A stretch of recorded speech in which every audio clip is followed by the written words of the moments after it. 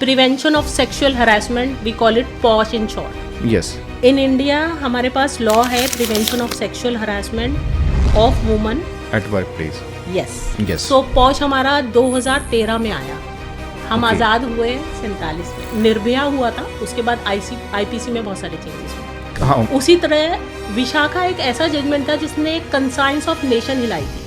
वो एक gang rape case था. राइट टू लाइफ आर्टिकल 21 सबसे छोटू आर्टिकल इन द कॉन्स्टिट्यूशन, एक लाइन भी पूरी नहीं है, एंड सबसे powerful. Right to life is inbuilt with right to live with dignity beyond animal existence. Ma'am, ये इंटरनल कंप्लेंट कमेटी जो आईसीसी हम बोलते हैं, ये क्या होती है? तो ये आईसी होती है. पहले तो मैं बोलना चाहूँगी, मोस्टली लोग अभी भी आईसीसी कहते हैं. आईसी में क्या होता है, 5 में से 2/3 महिला होनी चाहिए. चेयरपर्सन और प्रिसाइडिंग ऑफिसर हमेशा ही महिला होंगी, पुरुष नहीं हो सकता. अगर आके घर पे कोई बोलता है, कोई छेड़ रहा है, तो जर्नली क्या होता है कि पापा पिकअप कर लेंगे, भाई ड्रॉप कर देंगे. More protective environment. We don't train our children to face the situation. और घर जाके ये बोलना कि आप सेक्सुअली हरास हो रहे हो, किसी ने आपको छेड़ दिया, वो अभी भी बहुत अनकंफर्टेबल बात है टू डिस्कस. मैं कहूँगी जो भी सुन रहा है, ये बॉटम लाइन है of the act. No means no. किसकी तरफ से? महिला की तरफ से. किसको एम्पावर करती है लेजिस्लेशन? महिलाओं को करती है. किनको सक्षम करने के लिए बनी है? क्योंकि डाटा ये कहता है उनकी सेक्सुअल एक्सप्लॉयटेशन होती है, तो डायरेक्टली उनका आर्टिकल 21 में राइट टू लाइफ जाता है. तो उन्हें सक्षम किया है कि वो रिपोर्ट कर पाए, आवाज़ उठा पाए. आप किसी को लगातार घूर रहे हैं क्योंकि आप अप्रिशिएट कर रहे हैं, और वो मेंटली डिस्टर्ब हो रही है. डायरेक्टली वो इतनी डिस्टर्ब हो रही है कि वो अपने काम पे फोकस नहीं कर पा रही है. She is well within her right under POSH Act to report for sexual harassment if this prolongs. Hello everyone, आज लॉ सीखो इनसाइट्स में हमारे साथ हैं doctor Lipika Sharma. She is practising advocate for the last 24 years. तो उनके साथ आज हम डिस्कस करेंगे पॉश लॉस के बारे में, जेंडर इक्विटी के बारे में और क्लाइमेट चेंज के बारे में. इन तीनों ही इश्यूज़ पर उनका फोर्टे है. So I welcome doctor Lipika ma'am on this podcast. Thank you so very much, Sushant, for inviting me on Law Seeker Insights, and it's an absolute pleasure to be here. It's an honor. Ma'am, kindly tell us about your legal journey. Okay. So, I'm born brought up in Delhi. I'm an internationally recognized lawyer with 24 years plus experience. And I'll say I have a very, very well-rounded professional trajectory, because by now I have touched all aspects of legal profession. How I'll say, I've been into publishing. I am into international consultancy. I am a teacher. I am a trainer. So, and a podcaster as well. My podcast is Green Giggles. So I do a lot of things and all simultaneously. And I'll start by saying my proudest achievement as a lawyer, as an Indian lawyer, I'll say I'm the only Indian on United Nations Women's Register as a climate and disaster expert. And there are only 67 people from all over the globe. I advise international bodies like UNDP, UNDRR, United Nations Women, Red Cross, and many other on gender perspective of climate and disaster. Along with that, I am G100 India Chair for Sustainable Development Goal. That is a woman organization spread up in 198 countries. Other than that, I have taught in the capacity of dean and as worked as a professor in leading universities. I run my own NGO in Delhi with the name of Vidakyam Foundation for Uplifting Women and Gender Equity. I work on grassroots. Other than that, if you ask my educational background, I have picked up 5 degrees, 14 plus certificates and diplomas in this niche area of gender, climate, disaster. Other than that, my master's in law and my PhD is in climate change law. And for whatever little I could do in my professional trajectory, I've been awarded more than 7 times. And the most prestigious one, I'll say, United Nations Global Compact has awarded me. Other than that, WF awarded me, and there are many others. So, Okay, ma'am. Ma'am, what is posh law, और इसका जो genesis है जब हम Vishakha judgement से देखते हैं, जी, तो कैसे हुआ और अभी क्या है, मतलब पॉश लॉ में क्या क्या आता है? सो पॉश क्या है, मैं पहले एक्सप्लेन करूंगी. पॉश हम डे टू डे लैंग्वेज में बोलते हैं, कॉमन मैन्स पर्सपेक्टिव से prevention of sexual harassment, we call it POSH in short. Yes. In India हमारे पास लॉ है prevention of sexual harassment of woman at work place. Yes. Specifically at workplace, prevention, prohibition and redressal, that's the full name. Full name, yes. So why this name is prevented, try to prohibit it, and if you are not able to prevent and prohibit, then woman has been empowered कि वो कहीं report कर पाए, which is redressal mechanism. Yes. So POSH हमारा 2013 में आया. हम Okay. आज़ाद हुए 47 में. क्या हमारे को ज़रूरत नहीं थी? और अचानक 2013 में क्या हुआ? तो थोड़ा सा बैकग्राउंड दूंगी विशाखा जजमेंट की बात करते हुए. जैसे recent judgement our listeners can I suppose relate to it. Nirbhaya हुआ था, उसके बाद आईपीसी में बहुत सारे चेंजेस हुए. हाँ. उसी तरह विशाखा एक ऐसा जजमेंट था जिसने कंसाइंस ऑफ नेशन हिलाई थी. वो एक गैंगरेप केस था. अच्छा. बैकग्राउंड ये थी, भवरी देवी नाम की एक महिला थी राजस्थान में. वहाँ पे जहाँ पे सती प्रथा और बाल विवाह बहुत प्रचलित थी, डिस्पाइट बैन बाय दोनों एक्ट स्क्रैप कर दिए थे पार्लियामेंट ने आज़ादी के बाद, बट वो तब भी प्रचलित थी प्रथा. तो भवनी देवी एक सोशल वर्कर थी और उन्होंने बाल विवाह रिपोर्ट किया, और उनका उसकी वजह से एफ्लुएंट कम्युनिटी जिनके अगेंस्ट उन्होंने रिपोर्ट किया था उनका गैंगरेप हुआ. और प्रोसेस जब चला कोर्ट्स के सामने तो लैक ऑफ एविडेंस की वजह से लोग छूट गए. तो जो हम विशाखा जजमेंट की बात करते हैं, विशाखा एक एनजीओ था जिसने आर्टिकल 32 फंडामेंटल राइट में सुप्रीम कोर्ट में पिटीशन डाली, Vishakha and others versus union of India, जिसमें सुप्रीम कोर्ट ने कहा कि ये डिसाइड होना चाहिए. अब ये तो 9 से 5 पंच आउट नहीं कर रही थी, कहीं रजिस्टर में इनकी एंट्री नहीं थी, ऐसा एम्प्लॉय नहीं थी, फ्रीलांस वर्क करती थी, राइट. ये दाई का काम करती थी और सोशल वर्क करती, बहुत सारे गाँव में करती थी. तो इनका वर्क प्लेस कैसे डिसाइड होगा? क्या यह यौन शोषण था, सेक्सुअल हरासमेंट था? तो सुप्रीम कोर्ट ने अपने आप सिर्फ राजस्थान को नहीं, सब स्टेट्स को नोटिस दिया और सबसे व्यू लिए, और फाइनली 2013 में जजमेंट दी जिसमें डिटेल्ड गाइडलाइंस दी. 3 जजेस बेंच डिसीजन था ये. Justice Verma, justice Kripal and justice Sujata were there, और जस्टिस JS वर्मा सब चीफ जस्टिस ऑफ इंडिया थे. और उनकी इंट्रोडक्शन ये कहती है, it is about gender equality, we need to define it. Okay.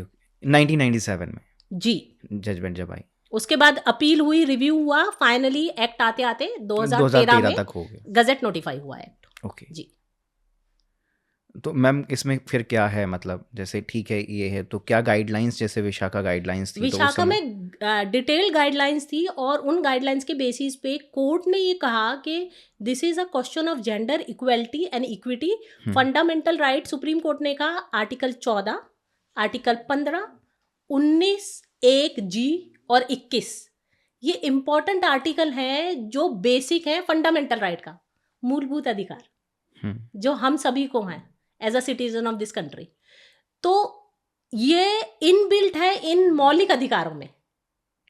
Right to livelihood is part of right to life. And सबसे important बात जो सुप्रीम कोर्ट ने लगातार बार बार कहा है, मे बी 1000 से ज्यादा जजमेंट होंगी, बहुत सारे हाई कोर्ट ने कहा है, राइट टू लाइफ. आर्टिकल 21 सबसे छोटू आर्टिकल इन द कॉन्स्टिट्यूशन, एक लाइन भी पूरी नहीं है, एंड सबसे powerful. Right to life is inbuilt with right to live with dignity beyond animal existence.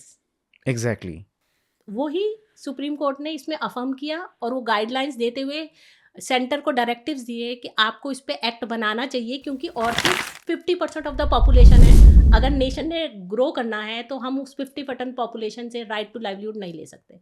तो उन्हें सिक्योर वर्क प्लेस देना बहुत ज़रूरी है, इसलिए ये एक्ट आया कि वर्क प्लेस पे एक सिक्योरिटी का सेंस आए और सिक्योरिटी मिले जी, तो against sexual harassment specifically. Exactly. और वर्किंग कंडीशन इम्प्रूव हो जी. हाँ जी. और आर्टिकल 21 की आपने बात करी, this is one of the most interpreted article. आपने कहा कि सबसे छोटा आर्टिकल है, बट सबसे ज्यादा जो इंटरप्रिटेशन हुआ है वो आर्टिकल 21 का ही हुआ है. मैं कहूँगी सबसे छोटा पर सबसे पावरफुल, भारी भरकम. एग्जैक्टली, सही बात है. मतलब right to food, right to livelihood, right to health, noise pollution भी इंक्लूडेड है, right to prevention from noise pollution, सब कुछ उसमें आ जाता जी, है. बिल्कुल. ठीक है मैम. तो जैसे पॉश लॉ आया, फिर फाइनली हमने देखा 2013 में एनेक्टमेंट हुआ, तो उसके बाद क्या कंडीशन जो पहले से इम्प्रूव हुई है? जी, मैं कहूँगी हाँ. मैं आज के समय से पीछे ले जाऊंगी आपको. 2023 अक्टूबर में सुप्रीम कोर्ट का एक डिसीजन आया जो 5 साल से PIL पेंडिंग थी उस पर. वो ये था कि पॉश एक्ट है, एग्जिस्ट करता है, बट उतना इफेक्टिव नहीं है, हर जगह अभी भी इंडिया में नहीं पहुंचा है.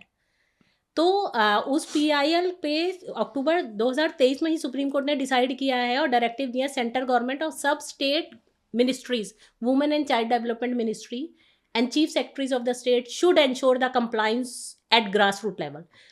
हर सिटीजन को पता होना चाहिए और हर किसी तक ये लॉ पहुंचना चाहिए, और उसकी कंप्लाइंस एनुअल फाइलिंग वैसे भी इनबिल्ट है, बट वो कंप्लाई नहीं हो रहा था, तो वो अब कंप्लाई और इफेक्टिवली होगा. मैं अब तक 24,000 से ज़्यादा लोग ट्रेन कर चुकी हूँ एज अ पोस्ट ट्रेनर, और उसमें PSUs हैं, government bodies, MNC, university, you name it. I am power finance corporation, BSES, Rajdhani, V guard. I have train many, Delhi university, Bennett university and very very many. तो मेरा experience, आप कहते हैं क्या effective है? एब्सोल्युटली है. पहले से अवेयरनेस ज़्यादा है. जब ये 2013 में शुरू हुआ था, जब सिर्फ एक और लॉ था. अब ये मोर इफेक्टिव है क्योंकि गवर्नमेंट ज़्यादा इम्पैक्टफुल है. एनुअल फाइलिंग होती है डिस्ट्रिक्ट कलेक्टर के सामने. वो फीडबैक लेते हैं कि एनुअली जो भी ऑर्गेनाइजेशन इंडिया में ₹1 भी कमाती है उसको पॉश कंप्लाइंट होना है, और हर साल उसको डिस्ट्रिक्ट कलेक्टर और कॉर्पोरेट मिनिस्ट्री को अपनी रिपोर्ट फाइलिंग करनी है. ओके मैम, जैसे कोई भी ऑर्गेनाइजेशन आप कह रहे हैं, तो इसमें गवर्नमेंट, प्राइवेट, सेमी गवर्नमेंट सबको ये करना होता है या कुछ उसके क्राइटेरियाज हैं? बहुत ही बढ़िया क्वेश्चन है. सो इसको ऐसे रखेंगे कि एक्ट क्या कहता है, ब्रॉडली हम इसको डिवाइड करते हैं अनऑर्गेनाइज सेक्टर और ऑर्गेनाइज सेक्टर. अगर आप 10 या 10 से कम हैं तो डिस्ट्रिक्ट कलेक्टर, जो IAS ऑफिसर होते हैं, डिस्ट्रिक्ट के एडमिनिस्ट्रेटिव हेड होते हैं, उन पर ये जिम्मेदारी है कि वो लोकल कमेटी, LC कहते हैं हम उसे शॉर्ट में, लोकल कमेटी सेटअप करें. सो अनऑर्गेनाइज सेक्टर कौन? द डोमेस्टिक हेल्प, जो हमें रोज हमारे घर में हमें हेल्प करने आती हैं. अनऑर्गेनाइज सेक्टर पार्लर हो सकता है, एक छोटी मोबाइल शॉप हो सकती है, एक कपड़े सेल करने की शॉप हो सकती है, कुछ भी. आप 3 लोग हैं, 4 लोग हैं, 5 लोग हैं, किसी भी जगह, स्पोर्ट्स कॉम्प्लेक्स में है, कहीं ट्रेनिंग इंस्टीट्यूट पे जा रहे हैं, वो सब अनऑर्गेनाइज सेक्टर है अगर आप 10 से कम हैं. तो Okay. आप लोकल कमिश्नर, जो डिस्ट्रिक्ट कलेक्टर ने LC अपॉइंट की है, वहाँ पे जाके रिपोर्ट कर सकते हैं. अगर आप 10 या 10 से ज़्यादा हैं तो आप ऑर्गेनाइज्ड हैं. और इम्पॉर्टेंट बात बहुत अच्छी इस एक्ट की है, बहुत वाइड स्प्रेड है. 10 से आप ज़्यादा हैं, आप रजिस्टर्ड है, अनरजिस्टर्ड है, आप प्रोप्राइटरशिप है, आप पार्टनरशिप है, कुछ भी हैं, लीगली आप रजिस्टर्ड है नहीं है, आप कवर्ड हैं इस एक्ट में. That wide the ramification is. अगर 10 या 10 से ज़्यादा हैं, एम्प्लॉयज़ हैं, या मतलब तो जो आप टोटल नंबर इंटरनल है, कमेटी सेटअप तो करेंगे. ओके, हाँ जी. और 10 से कम अनऑर्गेनाइज सेक्टर वाले कहाँ तो वो रिपोर्ट लोकल करेंगे? कमेटी में जी, रिपोर्ट करेंगे. जी. तो मैम, ये इंटरनल कंप्लेंट कमेटी जो ICC हम बोलते हैं, ये क्या होती है? तो ये IC होती है. पहले तो मैं बोलना चाहूँगी, मोस्टली लोग अभी भी ICC कहते हैं. बहुत पहले 2016 में शायद अमेंडमेंट आ गई थी. We now call it IC and LC. IC and LC. हाँ जी. So it is internal committee, because to comply with CCS, central government rules को कंप्लाई करने के लिए मेधा कोतवालकर का एक केस डला था, तो सुप्रीम कोर्ट ने ICC की जगह इंटरनल कमेटी कर दिया था वो, okay, to comply with the CCS rules. So IC और LC का कंपोजिशन सेम होता है. जब मैं कहती हूँ कंपोजिशन, मतलब कितने लोग होने चाहिए, ऑड नंबर होने चाहिए, 5, 7, 9, डिपेंडिंग आपकी ऑर्गेनाइजेशन कितनी बड़ी है. ठीक है. ऑड नंबर क्यों होने चाहिए? On face of it logic है. एग्जैक्टली. इक्वल डिवीजन होगा तो ऑर्डर नहीं आएगा. हाँ. ठीक.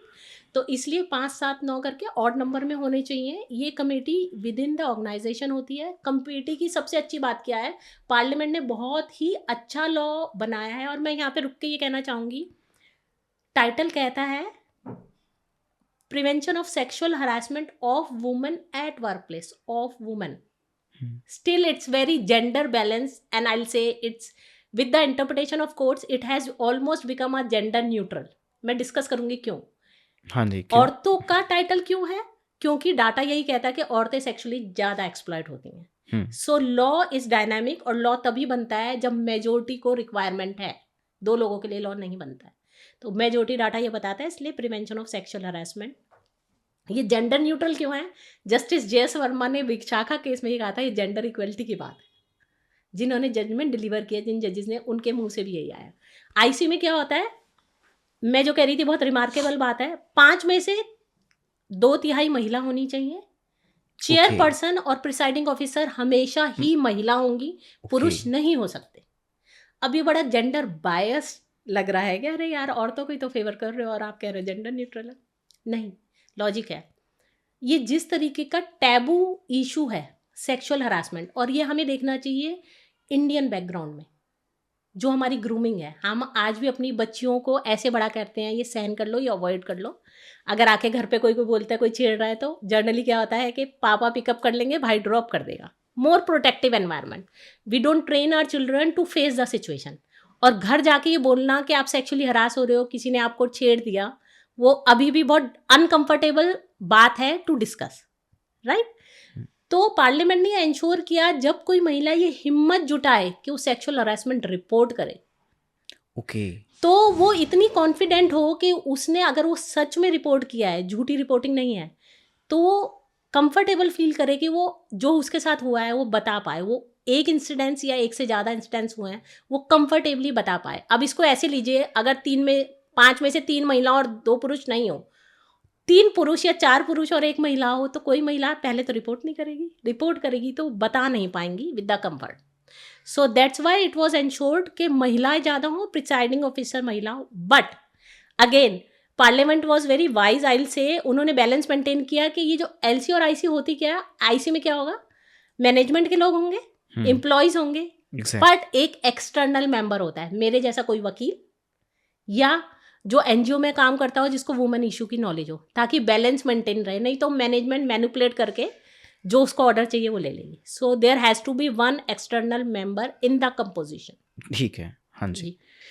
मैम, जैसे हमने बात करी आईसी और एलसी की, जी आईसी कमेटी है हमारी और एलसी है जी तो जब भी कोई केस हो रहा है सेक्सुअल हरासमेंट का, जी तो क्यों नहीं हम बीएनएस में डायरेक्टली पुलिस के पास जा सकते हैं, और आईसी में जाना या एलसी में जाना कैसे और हेल्प करता है वुमेन को? Wonderful question. On face of it सीधा बात यह है कि ये स्पेशल लेजिस्लेशन है और एक्सप्रेस मोड है। 90 दिन में, आप जिस दिन रिपोर्ट हुआ उससे 90 दिन के अंदर अंदर ऑर्डर आना मस्ट है। ये इनबिल्ट है एक्ट में, ठीक है। हाँ तो इसलिए आप जब कॉमन लॉ रेमेडी है, आप आईपीसी में रिपोर्ट करें अगर फॉल करता है तो। अगर आईपीसी में नहीं फॉल करता तो आप कहाँ जाएंगे, बिफोर आईसी, ठीक। आईसी में क्यों जाना, आपका क्वेश्चन है क्यों जाना, क्योंकि 90 दिन के अंदर ऑर्डर है, मैक्सिमम 4 से 5 महीने में, आपको टाइमलाइन बताऊंगी, एक्सप्रेस मोड में रिजल्ट है। ओके। और the purpose will be dissolve. अगर आप आईपीसी में ही जाएंगे तो पूरा प्रोसेस ही डिसॉल्व हो जाता है, आपको इमीडिएट रेमेडी नहीं मिल रही है और आप ऑलरेडी हरास्ड हैं और आप फिर सिस्टम में जाके लॉन्ग ड्रॉन वेट कर रहे हैं। इंपॉर्टेंट क्या है, इसको ऐसे समझते हैं 90 दिन में क्यों, इसमें principle of natural justice applicable है। CPC, IPC, evidence act, any code is not applicable in this. इस पे क्या फॉलो होता है, प्रिंसिपल ऑफ नेचुरल जस्टिस। आपको पनिशमेंट कैसे मिलती है, on the basis of your service rules, ठीक। तो इस और व्यूवर को ये समझने में आसानी होगी कि क्या फ़र्क है आईपीसी में, मैं कह रही हूँ लंबा प्रोसेस है और यहाँ छोटा है। कोई भी कॉमन लेजिस्लेशन होती है उसका अपना प्रोसेस है, एविडेंस फॉलो करेंगे आप, जो भी प्रोसेस है सीपीसी में फॉलो करेंगे। इसमें आपको कोई प्रोसेस नहीं फॉलो करना। और always in law when there is a special legislation with the purpose to expedite the process, then that specialized legislation overrides the common law. Simple भाषा में जो स्पेशलाइज्ड लेजिस्लेशन है वो सीपीसी एविडेंस सबको override करती है, उसका ऑर्डर अपील हो सकता है before the court, but order आपको वहाँ मिल जाएगा आईसी में, राइट। और 90 दिन के अंदर मिलेगा। टाइमलाइन क्या है, 3 महीने के अंदर आप सेक्सुअल हरासमेंट रिपोर्ट कर सकते हैं। 3 महीने से डिले हो रहा है किसी साइकोलॉजिकल रीजन से, आप वो हिम्मत नहीं जुटा पाए, कोई भी रीजन जो आप डॉक्यूमेंट्रीली प्रूव कर पाए या अदरवाइज, तो आप 3 महीने की कंडोनेशन ऑफ डिले भी फाइल करते हैं। और आईसी के पास सिविल कोड की लिमिटेड पावर्स हैं एज पर सीपीसी कि वो आपकी कंडोनेशन ऑफ डिले, कि मेरे को माफ़ी दे दी जाए, मैं 3 महीने से की जगह 5 महीने में रिपोर्ट कर रही हूँ सेक्सुअल हरासमेंट, वो आईसी के पास पावर है, वो अलाउ कर सकती है। उसके बाद आपको जब आईसी के पास, मैं पूरा टाइमलाइन आपको बताती हूँ कितनी टाइट दी हुई है एक्ट में और बहुत क्लियरली है। जब रिपोर्ट हो जाता है आईसी के पास, जब कंप्लेंट पहुंचती है सेक्सुअल हरासमेंट की, with in 7 working days IC को वो कंप्लेंट पहुंचानी है। रिस्पोंडेंट अलेज परपिट्रेटर जिनके अगेंस्ट सेक्सुअल हरासमेंट अलेज किया गया, with in 7 working days, Saturday Sundays not included. तो बुधवार को आईसी कमेटी आपको कहे कि ये रही कंप्लेंट आपके अगेंस्ट और सोमवार को आप जवाब दे दें, आप मना कर सकते हैं। please try and understand this from the context of gender neutral or gender balance this law is, despite empowering women to report it. Backbone क्या है कि आप वुमन को एम्पावर कर रहे हैं सेक्सुअल हरासमेंट रिपोर्ट करने के लिए, Exactly. बट दूसरे the other gender is not demeaned anyway, law has empowered them as well. तो 7 वर्किंग डे हैं, जब रिस्पोंडेंट को कितना टाइम है, 10 वर्किंग डेज जवाब देने के लिए, सैटरडे संडे एक्सक्लूडेड. 90 दिन के अंदर अंदर पूरा प्रोसेस, जो भी एविडेंस लाना है, क्रॉस एग्जामिनेशन, कॉन्सिलेशन, जो भी करना है, आप 90 दिन के अंदर वो खत्म करेंगे. 90 दिन के अंदर आपका ऑर्डर आएगा. ऑर्डर 10 दिन के अंदर मैनेजमेंट के पास आएगा. मैनेजमेंट 60 दिन के अंदर इम्प्लीमेंट करेगी. प्रोसेस खत्म, इम्प्लीमेंटेशन हो गया. ड्यूरिंग दिस टाइम जिस दिन ऑर्डर आ गया है, दोनों पार्टीज को ये अधिकार दिया है लॉ ने, पॉश एक्ट ने, कि वो कंसर्न सिविल कोर्ट में और as per the labour code mention in their service rules, they can go and appeal this against this order. तो ये ऑर्डर फाइनल नहीं है, ultimate appeal before the civil court ही है. अगर कोई ऑफेंस बनता है, हाँ मान जी. लीजिए कोई कॉग्निजेबल ऑफेंस बन रहा है, जी, तो आईसी जो है रिपोर्ट करेगी खुद भी पुलिस को, इसको मैं ऐसे प्रेजेंट करूंगी. Correct way of saying is, और अपील जैसे अगर हाँ कोई जी. ऑर्डर मतलब देते जी. हैं तो अपील कहाँ पे होगी? अपील कहाँ होगी मैंने बताया, या तो आप अपने सर्विस रूल के हिसाब से कंसर्न लेबर कोर्ट में जाएंगे, नहीं तो सिविल कोर्ट के सामने, राइट. हाँ जी. और आपने दूसरा क्वेश्चन अभी ये पूछा कि क्या रिक्वायर्ड हो तो आईसी रिपोर्ट करेगी आईपीसी में हाँ, एफआईआर मतलब लॉन्च करने के लिए. तो मैं इसको करेक्ट करूंगी ऐसे कि एक महिला को ये अधिकार दिया इस एक्ट ने कि अगर उसको लगता है आईसी में रिपोर्ट करने के बावजूद कुछ ऐसी एक्टिविटी हुई है जो आईपीसी में कवर होती है, इंडियन पीनल कोड में, तो जो कि अब बदल गया है हमारा पीनल कोड, सो बीएनएस हो गया. जी. तो हाँ. क्रिमिनल कोड में अगर वो क्राइम बनता है और वो महिला रिपोर्ट करना चाह रही हैं और उनको नहीं पता एफआईआर कैसे लॉन्च करनी है, तो management is duty bound if she approaches management कि मुझे एफआईआर लॉन्च करनी है, तो मैनेजमेंट को हेल्प करना पड़ेगा उनको एफआईआर लॉन्च करने में. और इंटरेस्टिंग बात यह है, जो कि बहुत एम्पावरिंग है, कि जब आप आईसी में सेक्सुअल हरासमेंट रिपोर्ट कर चुके हैं, वो 90 दिन का प्रोसेस फॉलो होगा, साइमल्टेनियसली एफआईआर लॉन्च कर सकते हैं और दोनों प्रोसीडिंग अलग चलेंगी. किसी भी प्रोसीडिंग का दूसरी से लेना देना नहीं है. For example, layman's point of view से बताऊंगी जो सुन रहे होंगे, कि एफआईआर लॉन्च हो गई तो आईसी ये नहीं कह सकती क्योंकि एफआईआर लॉन्च हो गई हम क्लोज कर रहे हैं और जब एफआईआर की प्रोसीडिंग फाइनल होगी तब डिसाइड करेंगे. नहीं, उनको डिक्टेट क्या है, 90 दिन के अंदर उनको ऑर्डर आना चाहिए. सिमिलरली जो क्रिमिनल कोर्ट है जहाँ एफआईआर रन हो रही है, चार्जशीट फाइल होने के बाद पुलिस ने जब चार्जशीट फाइल करी है, तो वो ये नहीं कहेगी क्योंकि आईसी का मैटर स्टे कर दो जब तक हम डिसाइड नहीं करते. So both the proceedings go hand in hand simultaneously. Okay. तो ये जो ऑर्डर आएगा आईसी का, तो ये किस नेचर का ऑर्डर होता है? लाइक मान लीजिए कोई किसी प्राइवेट ऑर्गेनाइजेशन में है, जी, तो जी. प्राइवेट ऑर्गेनाइजेशन क्या ऑर्डर पास करेंगे? सिविल ऑर्डर होता है, जैसे कि मैंने बोला, मैं दोबारा स्ट्रेस करूंगी कि सर्विस रूल पे बेस्ड होगा. इसमें मैं यहाँ पे ये भी ज़रूर बताना चाहूँगी कि ये जेंडर बैलेंस क्यों है, मैं बार बार बताऊँगी, क्योंकि एक ये मिथ है कि ये औरतों के लिए है. ये मैं क्यों बता पा रही हूँ, क्योंकि जब मैं 24,000 से ज़्यादा लोगों की ट्रेनिंग कर चुकी हूँ, तो बहुत जगह मेरा ये एक्सपीरियंस है कि मेजोरिटी ऑफ महिलाएं बैठी होती हैं और पुरुष नहीं होते. और पूछो ऑर्गेनाइजर से तक पुरुष क्यों नहीं है, क्योंकि महिलाओं की इंपॉर्टेंस का है. नहीं, आप जिनके अगेंस्ट रिपोर्ट कर रहे हैं उनको तो बताइए. उन बेचारों को बहुत सिचुएशन में मेरा एक्सपीरियंस कहता है उन्हें पता ही नहीं है उन्होंने जो एक्ट किया वो सेक्शुअल हरासमेंट है भी कि नहीं, राइट. तो जब तक आप होल सोसाइटी को ये ट्रेन नहीं करेंगे सेक्सुअल हरासमेंट है क्या, वो अवेयरनेस और सेंसिटाइजेशन नहीं आएगी, तो वो कमिट होता रहेगा. क्योंकि बहुत सिचुएशन, आई विल से ऑलमोस्ट 40% सिचुएशन, जब मैं आईसी की मेंबर हूँ बहुत सारी जगह बैठती हूँ, तो जिन्होंने ये एक्ट किया होता है उनको पता ही नहीं होता कि ये सेक्सुअल हरासमेंट में फॉल कर रहा है. तो जब तक आप ट्रेन नहीं करेंगे, अवेयरनेस नहीं आएगी, तो नहीं पता चलेगा कि क्या सेक्सुअल हरासमेंट है कि नहीं है. ये सिविल नेचर का है. आपका क्वेश्चन है ये क्या है, ये सिविल नेचर का है. क्वासी जुडिशियल बॉडी होती है आईसी. क्वासी जुडिशियल मतलब आधी judicial. Limited power of civil court है. लिमिटेड पावर क्या है, आप किसी को भी समन कर सकते हो. आप एचआर से या किसी से भी और ऑर्गेनाइजेशन पे कोई रिकॉर्ड मंगवाना है, कोई रिकॉर्डिंग मंगानी है, सीसीटीवी का है, कोई भी, और no one can say no. ठीक. और सिविल नेचर का है. कैसे गवर्न होता है, सर्विस रूल से. मैंने गलत रिपोर्ट किया एज अ महिला, तो मेरे सर्विस रूल के हिसाब से मुझे पनिशमेंट होगी. मैंने जिनके अगेंस्ट रिपोर्ट किया है उनके सर्विस रूल के हिसाब से उन्हें पनिशमेंट होगी. मैं मतलब ये मतलब जैसे व्यूवर्स को भी ये मतलब जानना चाहेंगे कि जैसे मान लीजिए ऑर्डर पास हो रहा है, तो ऑर्डर में क्या क्या हो सकता है? ठीक है, सर्विस ऑर्डर रूल्स में में ओके, हाँ, जैसे सर्विस रूल्स में डिसमिसल हो सकता है या बाकी एब्सोल्युटली, और क्या चीज़ें हो बिल्कुल सकती हैं, 3 महीने छुट्टी पे भेजा जा सकता है, मतलब बिल्कुल ठीक बोल रहे हैं। So it can be, typical terminology use होती है सर्विस रूल्स में, सेंश्योर हुआ, हुँ, रेप्रीमेंड हुआ, हाँ, एग्ज़ैक्टली, अच्छा ठीक है, वही चीज़ है जो अपोलॉजी हुई, हाँ, किया। टर्मिनेशन भी हो सकता है, सस्पेंशन भी हो सकता है। It could be like depending on facts and circumstances of individual cases.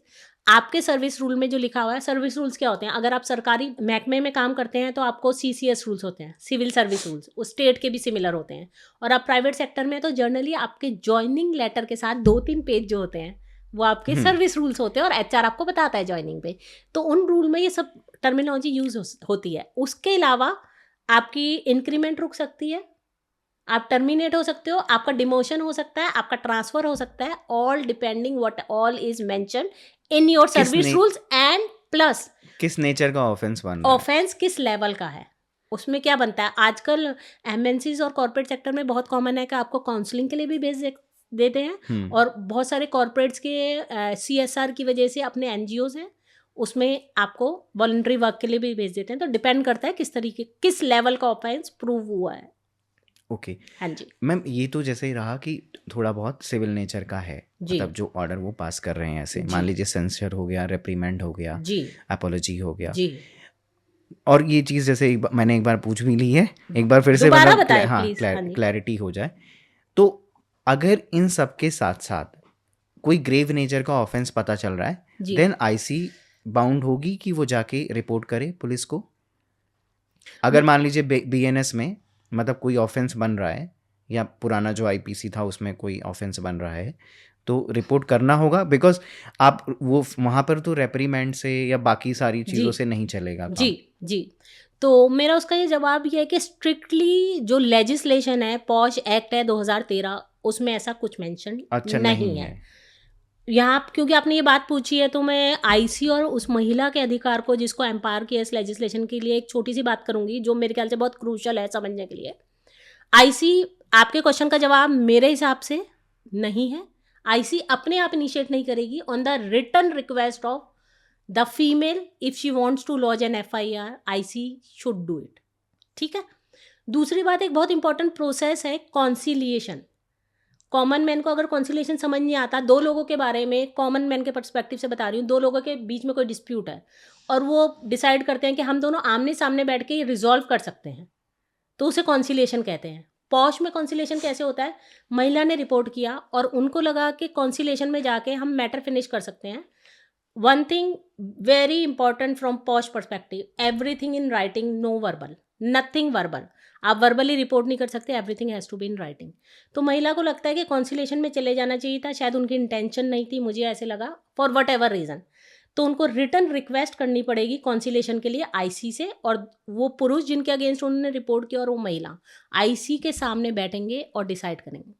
Very important बात, why I am touching, this is the backbone of this act which most of the people don't exactly. Understand. ये समझना बहुत ज़रूरी है। अब यहाँ पे मैं फिर बताऊंगी क्यों जेंडर बैलेंस है और पार्लियामेंट ने कितना बढ़िया काम किया है। महिला को अधिकार है कॉन्सिलेशन के लिए जाने का रिटर्न एप्लीकेशन से, पुरुष को ये अधिकार नहीं है। जेंडर इम्बैलेंस दिखता है। अब फ्लिप साइड क्या है इसकी? पुरुष को ये अधिकार है कि वो मना कर दें कि मुझे कॉन्सिलेशन नहीं करना। क्यों? क्योंकि there is a percentage of women who misuse their feminism and try to misuse their position as a woman and misuse law by falsely reporting, जिसे हम कहते ओके। हैं मलिशियस रिपोर्टिंग। किसी ओके। की रेपुटेशन रियून करने के लिए एक महिला ने रिपोर्ट कर दिया हाँ जी। और उसको अधिकार भी दे दिया लॉ ने कि आप कॉन्सिलेशन रिक्वेस्ट कर लो, तो आपने दूसरे को मेंटली ट्रॉमेटाइज किया, उसकी रेपुटेशन रियून करी। पार्लियामेंट ने क्या कहा? नहीं नहीं, आप कॉन्सिलेशन सिर्फ महिला रिक्वेस्ट कर सकती है, पर पुरुष डिनाई कर सकता है, क्योंकि उन्हें पता है उन्होंने कुछ गलत नहीं किया। सो उस एप्लीकेशन का विद इन 7 वर्किंग डेज जवाब क्या देंगे, 10 वर्किंग डेज, कि मुझे कॉन्सिलेशन में नहीं जाना, let the proceeding go on and let her prove and I prove my side. Okay. Balance हो गया। हाँ जी। तो महिला के फेवर में नहीं है, फेवर में हम्म। सिर्फ इतना है वो रिक्वेस्ट कर सकती हैं। इसी तरीके से क्रॉस एग्जामिनेशन एक बहुत इंपॉर्टेंट प्रोसेस है, लोगों को लगता है पॉश में नहीं होता। क्रॉस एग्जामिनेशन क्या होता है? जब आप दूसरी साइड के, जिसके अगेंस्ट आप कोई भी डिस्प्यूट में है, उससे बात कर पाएँ, उससे 4 क्वेश्चन पूछ पाएँ और उसकी विटनेसेस से, ठीक, उसे हम क्रॉस एग्जामिनेशन कहते हैं अगर लेमैन पर। क्रॉस एग्जामिनेशन क्या पॉश में हो सकता है? आंसर है यस, कैपिटल यस। क्या फेस टू फेस हो सकता है? आंसर इज कैपिटल नो, नहीं। क्योंकि ओके, ये ऐसा इशू है जिसमें महिला और पुरुष उस 3 महीने में आईसी का ये अटेम्प्ट होना चाहिए कि आमने सामने नहीं आए, कि जिसकी वजह से कोई इशू बिल्डअप ना हो, राइट? तो आप क्रॉस एग्जामिनेशन करना है तो आपको क्या करना है? अगर एक महिला ने, मैंने रिपोर्ट किया है, तो मैं रिटर्न में जो क्वेश्चन पूछने हैं, चाहे विटनेस से या जिनके अगेंस्ट अलेज हुआ है, वो आईसी को दूंगी, आईसी वो क्वेश्चन दूसरी पार्टी को देंगे और वो रिटर्न आंसर वहाँ आएंगे। सो ओके, क्रॉस एग्जामिनेशन भी अलाउड है पॉश में और कॉन्सिलेशन भी, but in writing. Okay ma'am. जी, तो इसका मतलब मिसयूज़ भी कई बार हो जाता है मतलब, मिसयूज होता है, आई विल नॉट डिनाई, बहुत बड़ी परसेंटेज नहीं है पर है, बट है। ओके मैम, एब्सोल्युटली है। ओके औरतें मैम। मिसयूज करती हैं, yes.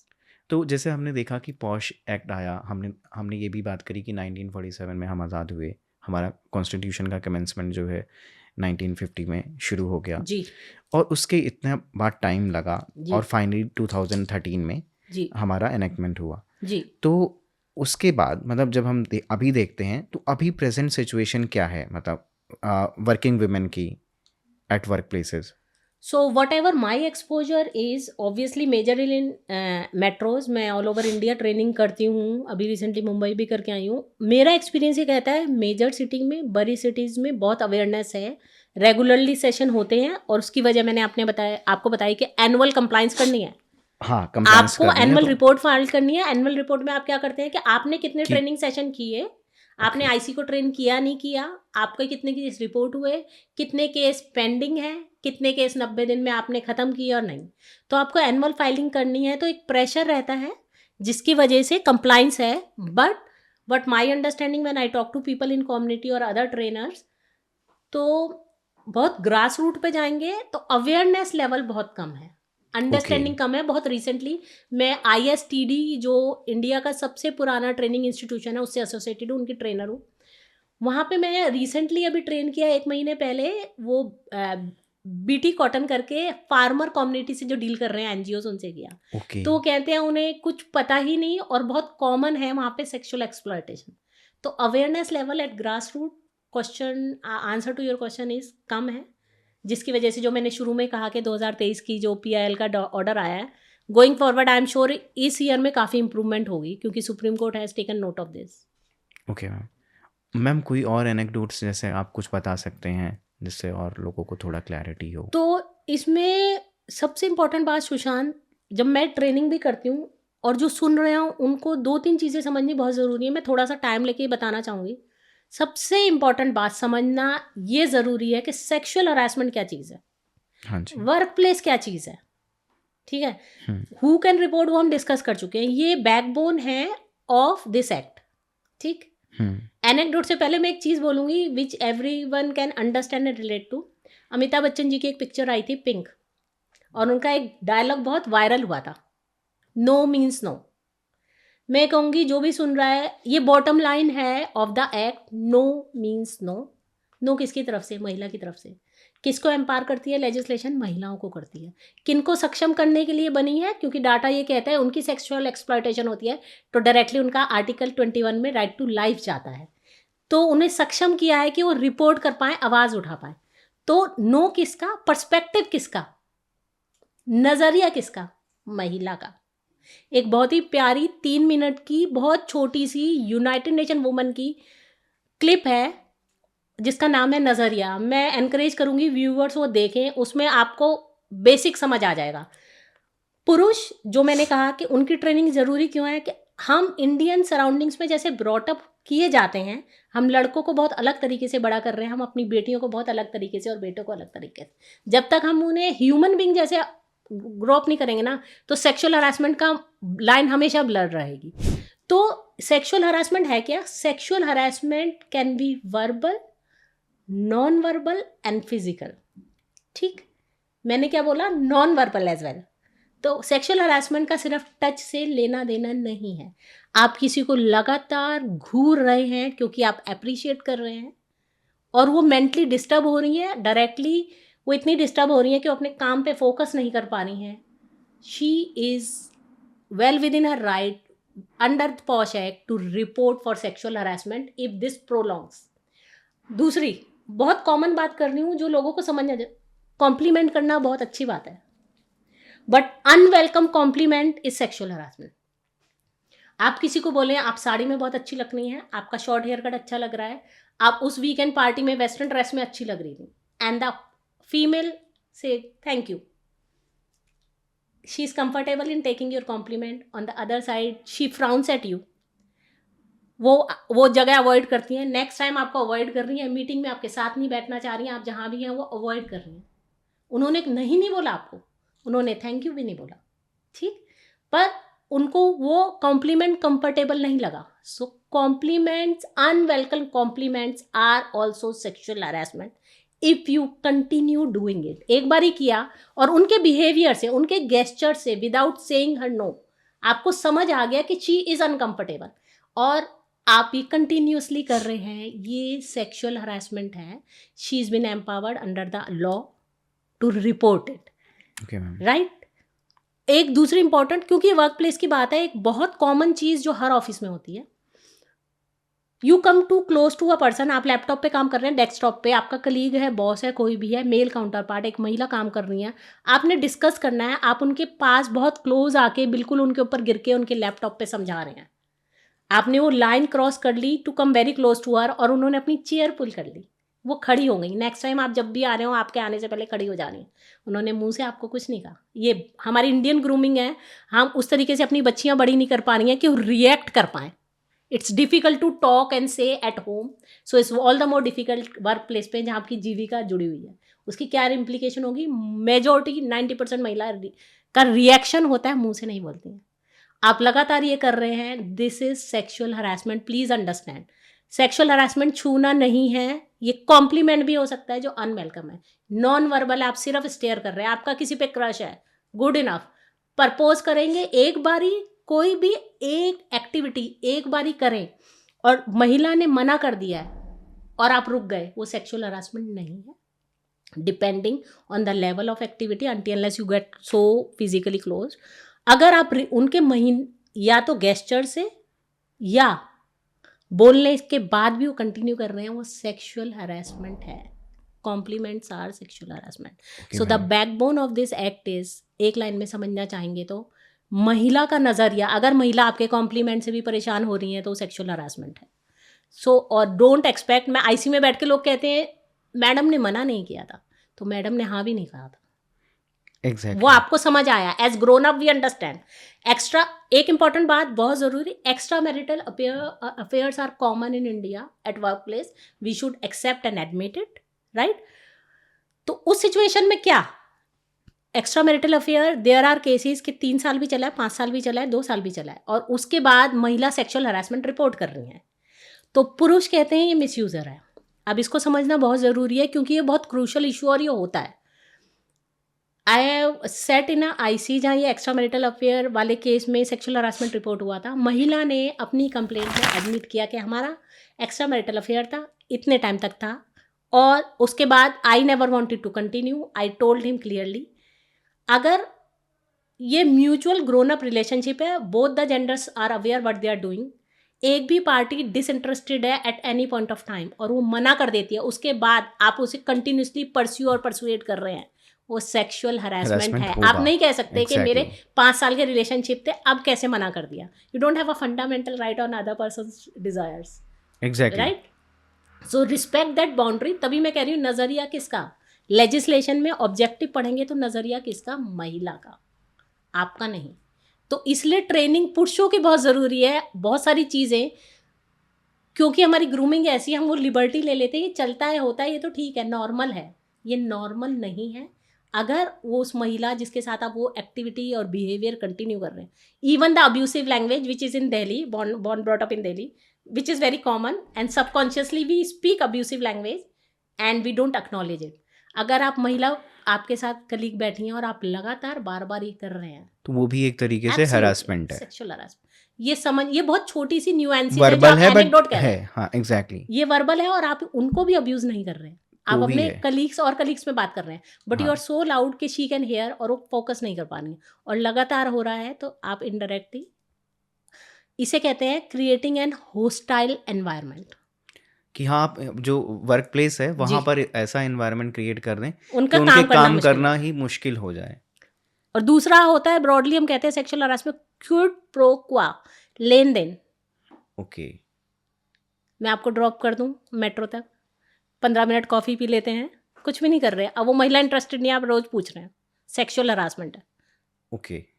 So mutual give and take. आप अथॉरिटी की पोजीशन में आप कह रहे हैं आप शाम को 10 मिनट इकट्ठे कॉफ़ी पी लिया करेंगे, आप अथॉरिटी की पोजीशन है, आप उनकी प्रमोशन देख रहे हैं, आप प्रोजेक्ट्स देख रहे हैं, उनके इंक्रीमेंट्स देख रहे हैं, उनकी CLEL देख रहे हैं, so indirectly you are pushing her just to flirt.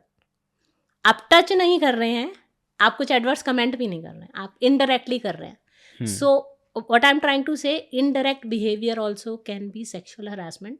तो उसके लिए क्या करना है हमें, सेंसिटाइजेशन मोर, अवेयरनेस ज़्यादा है स्कूल में, कॉलेजों में, ऑफिस में ज़्यादा अवेयरनेस, ये समझ आना ज़रूरी है कि सेक्शुअल हरासमेंट एग्जैक्टली है क्या।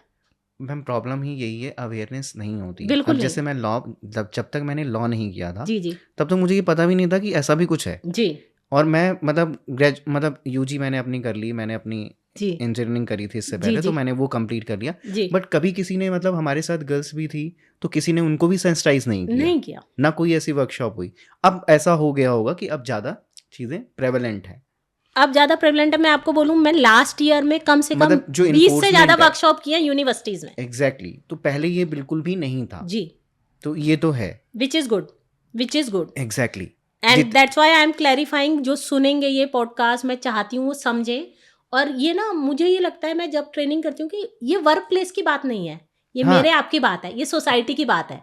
अगर हम अपने बच्चे ही सही से बड़े करके भेज रहे हैं ऑफिस, जब वो ग्रो अप हो रहे हैं, वही कॉलेज और यूनिवर्सिटी जा रहे हैं, अगर उनको इतनी अवेयरनेस है तो वो वाला बिहेवियर वहाँ इरप्ट ही नहीं होगा। एग्जैक्टली अवेयरनेस ही समझने नहीं की है। बात है बस। अगर अवेयरनेस हो तो बहुत सारी चीज़ें जो हैं बिल्कुल शॉर्टेड आउट हो जाएं। प्रिवेंशन प्रोहिबिशन वहीं डील हो जाएगा, आपको एग्जैक्टली रेडरेसल में जाना ही नहीं है, रिपोर्ट करने की जरूरत ही नहीं पड़ेगी। मैम हमने बात करी, मतलब rights of women at work place, जी कैसे प्रिवेंशन हो पाए, जो भी उनके साथ जो भी ऑफेंसेस होते हैं। तो मैं जानना चाहता हूँ कि आपका ओपिनियन जो है वो जेंडर को लेके और जेंडर इक्विटी, जेंडर इक्वालिटी को लेके क्या है। जेंडर एक ऐसी टर्मिनोलॉजी है जो इंटरचेंजेबली विद सेक्स यूज होती है और कॉमनली मिसअंडरस्टूड है। ठीक, और कॉमनली मिसअंडरस्टूड मैं इसलिए कहूँगी क्योंकि अंग्रेजी भाषा है, हमारी नेटिव नहीं है, तो उसकी कनोटेशन हम समझ नहीं पाते कि जेंडर, जर्नल मिसकंसेप्शन जो है, जो मेरे को समझ आया, लोग कहते हैं अगर जेंडर की बात हो रही है तो महिलाओं की बात हो रही है। नहीं, बिल्कुल भी नहीं। जेंडर महिलाओं की बात नहीं है, जेंडर मेरे और आपकी और हम सबकी बात है, एक सोसाइटी की बात है, एक नेशन की बात है, एक ग्लोबल कम्युनिटी, एक ह्यूमन बीइंग की बात है। So for me, first and foremost I will से, gender is not a feminist issue, it's a humanist issue. Okay, it's not a feminist issue. जो सबसे बड़ा मिसकंसेप्शन है, beyond Hindi speaking, even English natives also think so. Gender exactly है क्या? ये एक socially construed norm है जो बताता है कि महिलाएं, it talks about attributes, behaviour and activities of main and woman and other gender. औरतों को कैसे बिहेव करना चाहिए गिवन पॉइंट ऑफ टाइम, और आदमियों को कैसे करना चाहिए। This is gender. We are born as we are, ठीक, but gender is something which society imposes on us, क्योंकि सोसाइटी कहती है कि आप पुरुष हो तो आप ऐसे ऐसे बिहेव करोगे। बहुत छोटी सी बात बता रही हूँ, इनबिल्ट बायसेस जो ग्लोबली सेम है।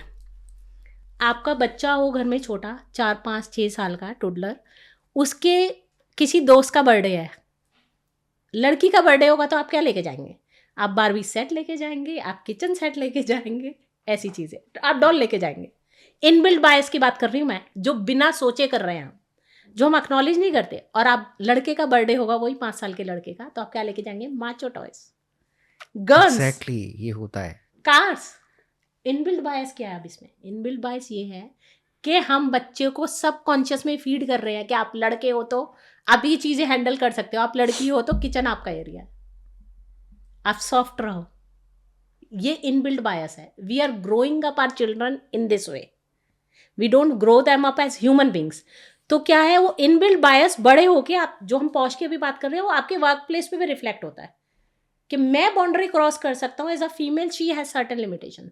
सो gender is time specific geography specific and nation specific. Time specific का मतलब अगर हम 50s और 60s की इंडिया के कंटेक्स्ट में बात करते हैं तो बहुत कॉमन था, हम नॉर्मल सोशलाइज करते हुए सर पे पल्लू रखते थे. Sari was the majorly a common attire 95% people. ठीक, आज हम बहुत वेस्टर्नाइज हो गए हैं, चाहे वो स्मॉल टाउन्स में हो, वेस्टर्न ड्रेसेस और Indian dresses mix and match पहन रहे हैं. सर पे पल्लू रखने का इतना रिवाज नहीं है. Time specific, gender norm for women has change, bit liberated, right? What I'm trying to say, gender is all about socially construed norms, how men, women, transgender should be behaving. And when you call about gender equity और equality क्या है, दोनों शब्द same नहीं लगते. Equality और equity कोई भी सुनेगा सेम लगता है, बट डिफरेंट अलग है. तो जेंडर इक्वलिटी और इक्विटी चीज़ क्या है? Equity is sameness and equity is fairness. Exactly. ठीक है, अब उसको कैसे बताऊंगी? जब मैं कह रही हूँ इक्वलिटी क्या है, सेमनेस है, everyone should be equal. That's what are fundamental right states.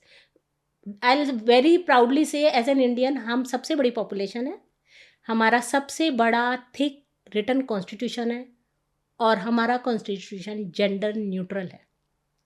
जब आप फंडामेंटल राइट पढ़ते हैं तो फंडामेंटल राइट्स में कहीं भी नहीं आता है वुमन, मैन, ट्रांसजेंडर और एन.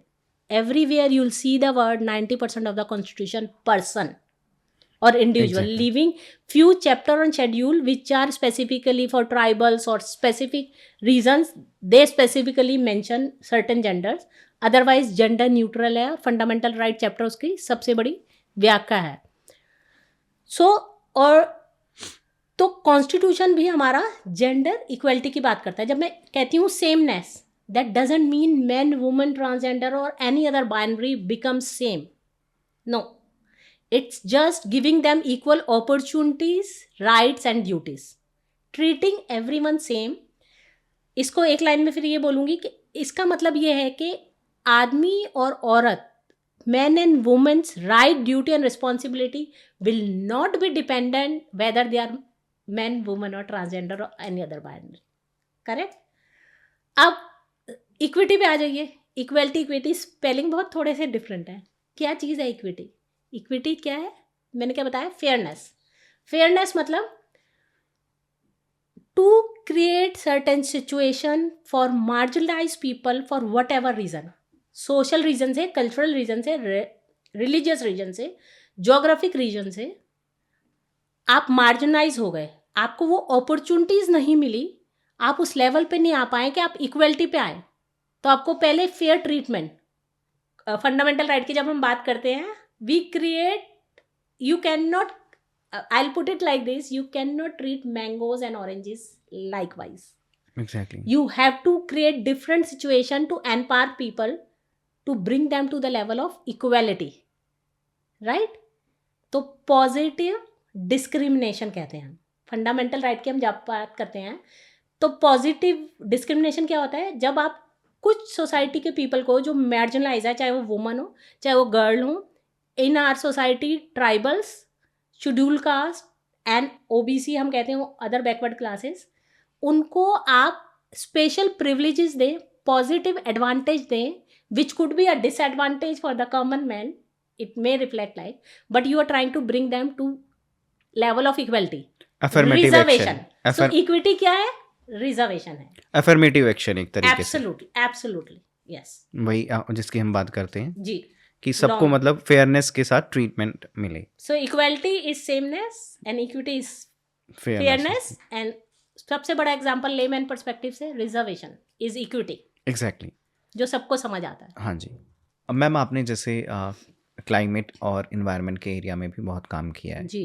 तो अगर हम क्लाइमेट चेंज की बात करें तो क्या क्लाइमेट चेंज विमेन को डिस्प्रोपोर्शनली इम्पैक्ट करता है या जैसे सबको कर रहा है वैसे ही करता है? Answer is capital yes, absolutely. Woman, girl and marginalise community which is indigenous community, जो फोर फ्रंट पे है नेचर के, उनकी लिविंग ही नेचर में है, वो मेन स्ट्रीम में नहीं रहते हैं मेरे आपके जैसे टाउन्स में, उनको डेफिनेटली एडवर्सली ज़्यादा इम्पैक्ट करता है, ऑन फेस ऑफ इट करता है. एज अ ह्यूमन बीइंग हमारी 3 बेसिक नीड्स हैं. फूड है, शेल्टर है, एनर्जी है.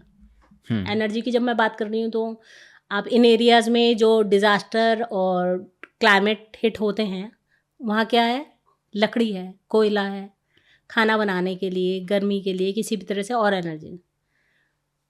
केयर गिविंग, ये सब किसकी रिस्पॉन्सिबिलिटी है? वुमन की है। तो जब डिज़ास्टर हिट करता है, क्लाइमेट हिट करता है, क्या हिट करता है आपको? Food, shelter, energy, all three are taken care by women.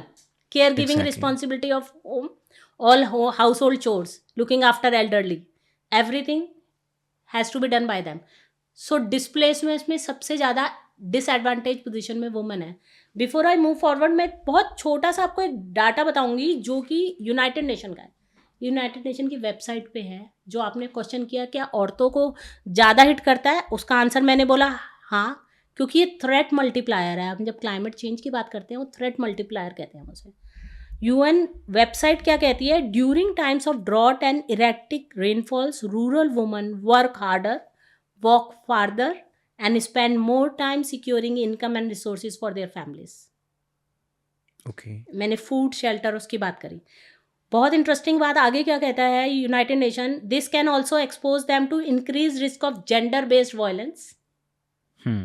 औरतें ज़्यादा वायलेंस फेस करती हैं। पानी लेने ज़्यादा दूर तक जाना है, उन टेरेंस में जाना होता है जब आप डिस्प्लेस हो जाते हैं डिज़ास्टर की वजह से, फ्लड आ गया, भूचाल आ गया, आप टेंट्स में मूव करते हैं, आपको लिमिटेड रिसोर्सेज मिलते हैं, आपको you have to fend for your food and shelter very many times. So क्या कहता है? It exacerbates existing conflicts, inequality and vulnerabilities.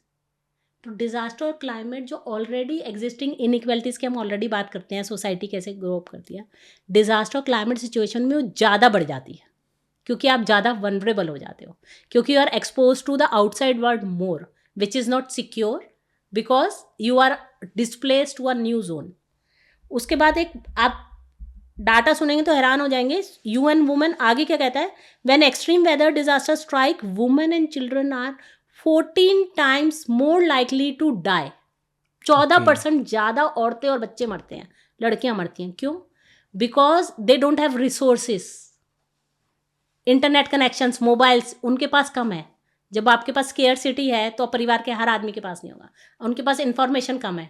Man are out, इसका एग्जांपल है, आप फिशिंग करने के लिए निकले हुए हैं, आप कहीं काम करने के लिए निकले हुए, आपको इन्फॉर्मेशन आई अर्ली वार्निंग सिस्टम की कि 5 घंटे में साइक्लोन हिट कर रहा है, वो औरतों तक नहीं पहुंच पाएगा क्योंकि आपके पास वो रिसोर्सेज नहीं है। तो 14%, ये मेरा नहीं, यूनाइटेड नेशन का डाटा है। दैट्स वाई मैं पढ़ के ये बता रही हूँ कि ये यूनाइटेड नेशन एनवायरनमेंट कहता है 80% of people displace by climate change are women and girl. 80%। United Nation Environment का डाटा ये कह रहा है 80% जो पॉपुलेशन क्लाइमेट और डिजास्टर की वजह से डिस्प्लेस होती है वो औरतें हैं। तो ऑब्वियसली आपके क्वेश्चन का answer on the face of it yes, औरतें ज़्यादा डिस्प्लेस होती हैं, ज़्यादा डिसएडवांटेज पोजीशन में है, और जो ऑलरेडी एग्जिस्टिंग जेंडर इम्बैलेंसेस है, इनइक्वालिटी है society at large, it's not about India, world over, वो और बढ़ जाती है।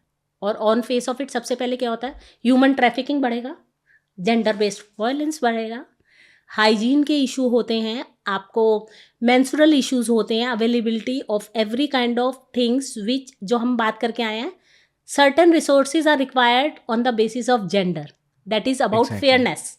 ठीक, हम अभी ये बात करके आए हैं इसलिए मैं कनेक्ट कर रही हूँ। तो वो सब रिसोर्सेज विड्रॉ हो जाते हैं। आपके पास एजुकेशन के रिसोर्सेज नहीं हैं, मोस्टली गर्ल्स या तो स्कूल जा नहीं पाती या ड्रॉप आउट्स होती हैं। जेंडर रोल्स, हम जेंडर इक्वलिटी की बात कर रहे हैं कि लड़कियों को हाउस केयर करना है। ठीक है, तो हर तरीके से जो ऑलरेडी एग्जिस्टिंग इम्बैलेंसेज हैं वो क्लाइमेट के ड्यूरेशन में, डिजास्टर के ड्यूरेशन में बढ़ जाते हैं। हाँ जी, ये तो है। मैम, क्लाइमेट चेंज की बात करी तो कार्बन सिंक और कार्बन एमिशन क्या होता है मतलब? ओके, सो पहले तो हमें ग्रीन हाउस गैसेस पता है। हाँ, एग्जैक्ट। आजकल मेरे ख्याल से कॉमन मैन को भी पता है 1.5 पेरिस की हम बहुत कॉमन बात करते हैं कि टेम्परेचर इंक्रीज हो रहा है। और जनरली बहुत जगह ये भी कहते हैं कि क्लाइमेट चेंज मिथ है। हाँ, ये भी बात आ रही है। आपको क्या लगता है, मिथ है? मेरा मतलब अब बिकॉज जो भी पढ़ते हैं उसके हिसाब से क्लाइमेट चेंज हो रहा है, और ये भी डिस्कशन चलता है, मतलब मैं नहीं, मतलब बाकी लोग ऐसा बोलते हैं कुछ लोग हाँ तो जी। बोलते ही हैं कि होक्स है। तो तो मैं इसको ऐसे कहूँगी, मैं दिल्ली की मैं बॉर्न ब्रॉट अप हूँ। ये पहली दिवाली मैंने देखी थी जिस पे एसी चल रहा था। And like we have grown up wearing sweaters on Diwali, doing cracker. Climate change है, which at my age I can see. You are too young to see this. Maybe you have seen this pattern only. My son who's in 12th has seen this. Sweater नहीं खरीदे हैं, मेरे पास coat रखे हैं जो मैं use नहीं कर पा रही हूँ। है क्लाइमेट चेंज है, आर विंटर्स हैज श्रंक, हमारे समर्स बड़े हो गए हैं, हमारी रेनफॉल इरेक्टिक हो गई है, या तो होती हैं एंड या विंटर नहीं हो रही डिले हैं, भी हो गया है शायद डिले थोड़ा। भी हो रहा है। तो हाँ। Seasons have moved. yes, there are visible changes which people at my age, elder to me, can feel के है। तो मैं कहूँगी ये सही नहीं है। इसके और सारे भी रीज़न हो सकते हैं, पर ये ह्यूमन क्रिएटेड मेजरली है। मेरी अंडरस्टैंडिंग में, मेरा जो एक्सपीरियंस है, मैंने जो अभी तक एडवाइस दिया यूनाइटेड नेशन बॉडीज़ को, एशियन सेक्रेटेरिएट को, जहाँ भी जो मेरी रिसर्च है वो कहती है ये है। We agree, we don't agree, we'll have to deal with it. ठीक है, आप माने नहीं माने उससे कोई फ़र्क नहीं पड़ रहा, पर आप वो, चाहे वो आप अपने खाने की बहुत सारी स्पीशीज़ हैं। मैं बहुत वैरायटी के फ्रूट बचपन में खाती थी। एप्पल की बहुत वैरायटी होती थी, ऑरेंज की बहुत वैरायटी होती थी, वो एक्सटिंक्ट हो गए हैं। ऐसे बहुत सारी स्पीशीज़ एक्सटिंक्ट हुई हैं। क्यों? क्योंकि वो वेदर कंडीशन नहीं है जिसमें वो सर्वाइव कर सकें। ठीक, अब ये होता है एमिशन जो ह्यूमंस क्रिएट कर रहे हैं thanks to fossil fuel usage. Carbon sinks क्या होता है? Where carbon can be stored. We as human beings are emitting lot of greenhouse gases and carbons. Carbon fossil footprint fuel आ रहा है यूज कर रहे हमारा। हैं, हाँ। ऑयल यूज कर रहे हैं, नेचुरल हाँ। गैसेज यूज कर रहे हैं। ठीक है, तो इससे जो भी चीज हम क्रिएट कर रहे हैं और एमिट कर रहे हैं, वो जितना एटमॉस्फेयर में हम छोड़ रहे हैं उतना टेम्परेचर बढ़ रहा है। जो पेरिस यूनाइटेड नेशन की क्लाइमेट कॉन्फ्रेंस का कहना है 1.5 डिग्री से ऊपर पहुंच गया तो मुश्किल होगा। गर्मियां आजकल डिफिकल्ट हैं then if I compare from the days I was growing up. ठीक है, कूलर्स, पहले कूलर में हम आराम से कंफर्टेबल होते थे और ठंडा लगता था। आज एसी 16 पे भी पूरी रात चलता है तो कई बार लगता है कि नहीं यार ठंडा नहीं हुआ प्रॉपर। ठीक, कार्बन सिंक्स वो हैं जहाँ स्टोर होता है। वो कार्बन सिंक्स क्या है? कार्बन जहाँ स्टोर होता है, या तो वो मरीन एरिया है, ओशंस है, फॉरेस्ट है, सॉइल है, और जो हम एमिट कर रहे हैं वो क्या है?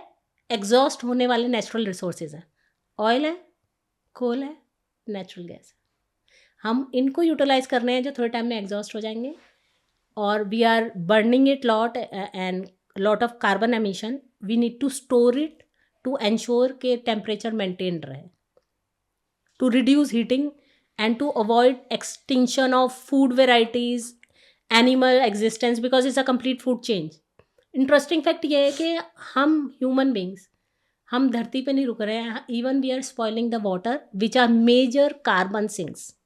जो लोगों को नहीं पता, marine ecosystem, oceans are have a capability to absorb 70% of carbon emissions. Okay, लेकिन जैसे जो भी प्लास्टिक की डंपिंग हो रही है सारी ओशन में ही हो रही है, ऐसा भी है? बिल्कुल है। तो जो मैं ये बोल रही हूँ कि ओशंस कार्बन सिंक्स हैं, कार्बन स्टोरेज है। तो सुनने में अजीब लगता है कि यार ओशन में कहाँ पे कार्बन स्टोरेज हो रहा है? मैनग्रूव्स है, मैंग्रोव्स, हाँ, कोरल रीफ्स है, एग्जैक्टली। ये क्या है? ये कार्बन सिंक है। और इनके इर्द गिर्द पूरा लिविंग बीइंग का साइकिल है। हाँ, राइट। जो इवन जो एल्गी है वहाँ पे जी, वो भी एक तरीके से ये है। बहुत लंबी लिस्ट है ये, मैंने मेजर 2 चीजें बताई जो व्यूअर आइडेंटिफाई कर पाएंगे। कोरल रीफ और मैंग्रोव पता होता है। ये कार्बन सिंक्स हैं, कार्बन स्टोर करते हैं। हम इनको कैसे स्पॉइल कर रहे हैं? आपने पूछा प्लास्टिक्स। सबसे पहले मैं इसकी कोर में जाऊंगी। ये बहुत अच्छा क्वेश्चन पूछा, थैंक्स फॉर दिस क्वेश्चन। इसके लिए अवेयरनेस होनी बहुत ज़रूरी है। 2 चीज़ें, हम प्लास्टिक को बहुत हल्के में लेते हैं कि ठीक है रूटीनली यूज़ कर रहे हैं, हम इतने यूज टू हो गए, हमें ये गलत नहीं लगता है, it's part of our being. दूसरा, we don't respect that we are spoiling even the marine life which is going to impact us only. Plastic create कैसे होता है? प्लास्टिक क्रिएट होता है एग्जॉस्टेबल नेचुरल रिसोर्सेज से, जो कि ऑयल, कोल और गैस है। 99% of Exactly. plastic is created by this, हाँ which majority of us are not aware of. ठीक है, तो हम जो एग्जॉस्टेबल नेचुरल रिसोर्सेज हैं वो यूटिलाइज करके प्लास्टिक क्रिएट कर रहे हैं, जिसका लाइफ साइकिल 100 साल से ऊपर है. आप उसको डीकम्पोज नहीं कर सकते. Single use plastic takes more than 100 years to decompose. आप उसको जलाते हैं अगर तो वो एमिशन करता है, एग्जैक्टली वो गैसेस छोड़ता है जो हार्मफुल है for existence of any living being on this planet earth. तो क्या गड़बड़ है इस पूरे साइकिल में? आप प्लास्टिक क्रिएट कर रहे हैं एग्जॉस्टेबल नेचुरल रिसोर्सेज से, और जो आप प्लास्टिक क्रिएट कर रहे हैं उसका जीवन आपके 3 पुश्तों के जीवन से ज़्यादा है, शायद आपकी 2 पुश्तों के जीवन से ज़्यादा है. तो वो नहीं ख़त्म होगा, आप चले जाएंगे. और आप उसको decompose, one time use plastic decompose नहीं कर सकते, और जो भी मेथड जनरली यूज़ कर रहे हैं उससे आप एमिट कर रहे हैं. So the whole circle is very difficult to deal with. ठीक, अब इसको डील करने का क्या तरीका है, ये एक इसको मैं यहाँ बोलना चाहूँगी, मे बी थोड़ा कंट्रोवर्शियल साउंड हो. इसके पीछे बहुत बड़ा इकोनॉमिक रीज़न है कि ये कम नहीं हो रहा. सिंगल यूज़ प्लास्टिक क्या है? पॉलीथीन यूज़ करते हैं हम, ड्रिंक्स की बॉटल हैं, लिड्स हैं, सिगरेट बट्स हैं, this is a long list. 2019 में इंडिया ने 19 कैटेगरी बैन की हैं. ठीक, अब हम जब ये प्लास्टिक क्रिएट कर रहे हैं, सिंगल यूज़, कोई भी कोल्ड ड्रिंक लिया फेंक दिया, पॉलीथीन में सब्जी लाए फेंक दिया, ये ख़त्म नहीं होता. आप इसको मिट्टी में छोड़ोगे डिकम्पोज नहीं होगा. Is harmful, it is loaded with chemicals, so it has to be dealt with. अब इसका तरीका क्या है, ये मैं कह रही हूँ, ये इकोनॉमिक रीज़न क्या है? पेट्रोकेमिकल इंडस्ट्री, मोटा पैसा है, they will not let it close, क्योंकि ये बिजनेस है, लाइफ लॉन्ग है. But it is not only threat to humanity, is threat to every living being living on this planet, on the land, in the water, everywhere. इसको deal करने के लिए अब ये बहुत डल साइड लगी कि यार वी आर थ्रेटन्ड और हमें पता ही नहीं डील कैसे करना, और हमें पता ही नहीं इतना थ्रेटफुल है ये, हम रोज़ यूज़ कर रहे हैं. डे टू डे मेरे और आप जैसे लोग क्या कर सकते हैं? हम पेट्रोकेमिकल इंडस्ट्री को तो चैलेंज नहीं कर सकते, रोज प्रोटेस्ट नहीं कर सकते, कम से कम इतना तो कर सकते हैं कि हम प्लास्टिक कैरी बैग घर पे ना लाएं, घर से अपना एक कपड़े का थैला ले जाएं, सब्जी लेनी है, जो भी लेना है, हम ग्रॉसरी लेने जा रहे हैं, स्टेशनरी लेने, कुछ भी हम उसमें ले आएँ. एटलीस्ट हम एक थैली को मना कर रहे हैं, एक reduce as a common man हम वो कर सकते हैं. दूसरा, इंटरनेशनल लेवल पे क्या कुछ हो रहा है to restrain plastic which is a threat to everyone? Answer is yes, and which is very affirmative, very good progression. United Nation Environment Assembly ने 2022 में 175 देशों ने ये एग्री किया, we need to deal with plastics and there should be legally binding treaty dealing with plastic. Okay, and there is a wonderful progression I will say. और अभी नवंबर में Korea में वो ट्रीटी फाइनलाइज होनी थी, समहाउ नेगोशिएशन स्टिल डिलेड, और 2025 में likelihood legally binding treaty plastics पे आएगी. उसका सबसे इम्पॉर्टेंट एक चीज़ होती है एक्सटेंडेड प्रोड्यूसर रिस्पॉन्सिबिलिटी, जिसे हम शॉर्ट टर्म में कहते हैं EPR. ठीक है, वो कॉमन मैन को मैं इसलिए बताना चाहूँगी कि वो बैकबोन है to restrain plastic. EPR is extended producers responsibility. वो इस ट्रीटी में इनबिल्ड है system which will change the whole scenario the way we deal with plastics. कैसे? प्लास्टिक का मैंने लाइफ साइकिल बताया, वो ख़त्म नहीं होता. तो इस प्रोविजन से क्या होगा, जिसने मैन्युफैक्चर किया प्लास्टिक, वो सिंगल यूज़ प्लास्टिक यूज़ कर रहा है या रिसाइक्लेबल कर रहा है, उसकी ये जिम्मेदारी होगी कि जब तक उस प्लास्टिक का साइकिल ख़त्म नहीं हो जाए, उसकी डीकम्पोजिशन भी आपने करनी है.